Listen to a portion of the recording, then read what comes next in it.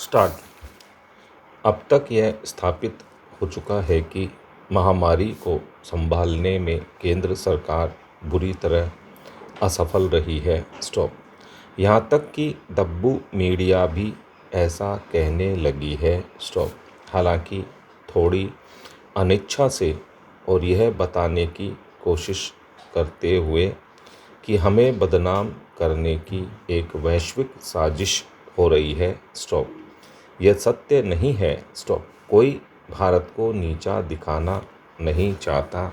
Stop. वैश्विक media ने सिर्फ हमारी अकुशलता बताई है और इससे भी बुरा कि हम कैसे मौत के वास्तविक आंकड़े छिपा रहे हैं। स्टॉप। पत्रकारिता का सार्वभौमिक कानून है, उन्हें सामने लाएं जो कुछ छिपाने की कोशिश कर रहे हैं। स्टॉप। यह कुप्रबंधन की बड़ी कहानी है। स्टॉप। पैरा। सरकार ने पहले इसे मानने से इनकार कर दिया। स्टॉप। फिर कहा कि हमारी बड़ी आबादी के कारण मुश्किल बढ़ी। स्टॉप।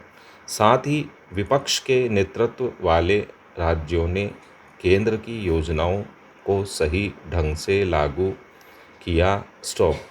उनका दावा है कि सभी असफलताएं अंतिम स्तर पर हुई। स्टॉप।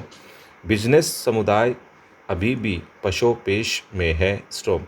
कई कंपनियों में शानदार नतीजे दिए। स्टॉप। स्टॉक मार्केट ऐसे व्यवहार कर रहा है जैसे कुछ हुआ ही न हो। स्टॉप। लॉकडाउन ने छोटे बिजनेस को बर्बाद कर दिया है। स्टॉप। करीब 12.2 करोड़ लोगों की नौकरियां चली गईं। स्टॉप। अर्थव्यवस्था 7.3% से संकुचित हो गई। स्टॉप। फिर भी शीर्ष 100 अरबपतियों की संपत्ति 35% बढ़कर 12,97,822 करोड़ रुपए हो गई। स्टॉप। इतनी राशि से 13.8 करोड़ गरीब भारतीयों में प्रत्येक को 94,045 रुपये मिल सकते हैं। स्टॉप। पहली लहर में 23 करोड़ भारतीय गरीबी रेखा के नीचे आ गए। स्टॉप। दूसरी और घातक रही है। स्टॉप। हमने 2 दशकों की प्रगति 15 महीनों में खो दी। स्टॉप। लेकिन अब इसका रोना रोने से कोई फ़ायदा नहीं। स्टॉप। यह शायद शासन के तरीके पर पुनर्विचार करने का वक्त है। स्टॉप। इसका जवाब कड़े आदेशों और मर्दानगी दिखाने में नहीं है। स्टॉप। प्रधानमंत्री समझदार व्यक्ति हैं। स्टॉप। उन्हें महसूस करना चाहिए कि उनके रक्षक उनके आलोचकों की तुलना में सरकार की विश्वसनीयता को ज़्यादा नुकसान पहुंचाते हैं। स्टॉप। अगले आम चुनाव 3 साल दूर हैं। स्टॉप। यह सही रास्ते पर आने, नफरत कम करने, मतभेद सुनने के लिए पर्याप्त समय है। स्टॉप।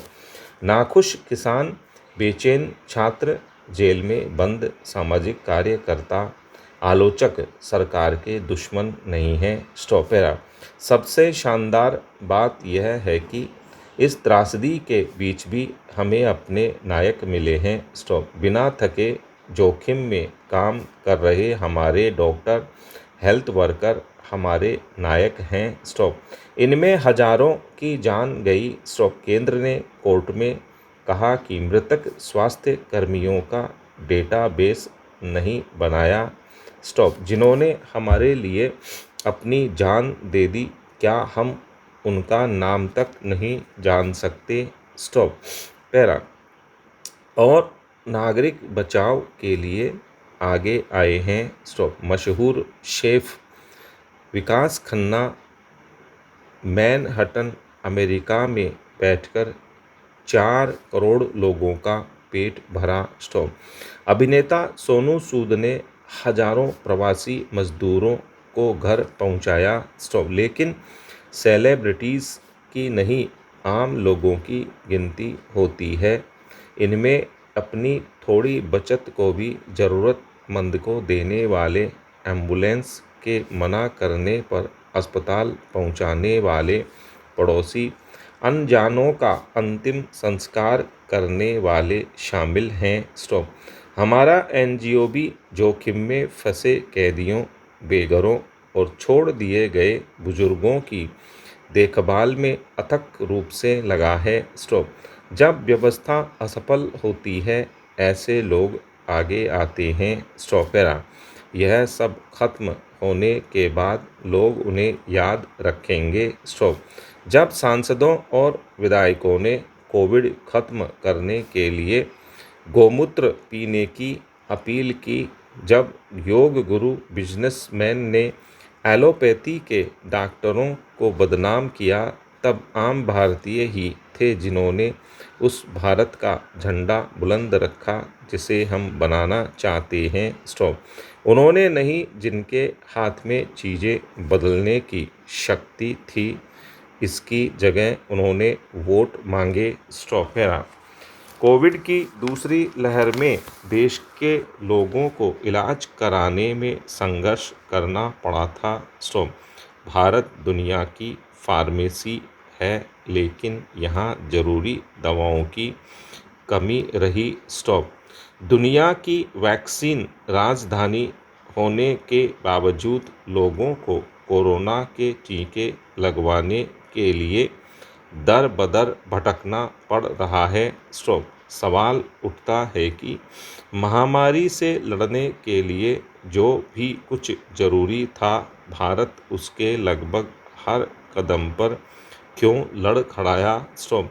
दरअसल सरकारी स्वास्थ्य सेवाओं में सुधार के जितने भी वादे किए जाते हैं, उनको जल्द ही भुला दिया जाता है और उनका क्रियान्वयन लगभग न के बराबर होता है। स्टॉप। पैरा। भारत की अब तक 3 राष्ट्रीय स्वास्थ्य नीतियां आ चुकी हैं।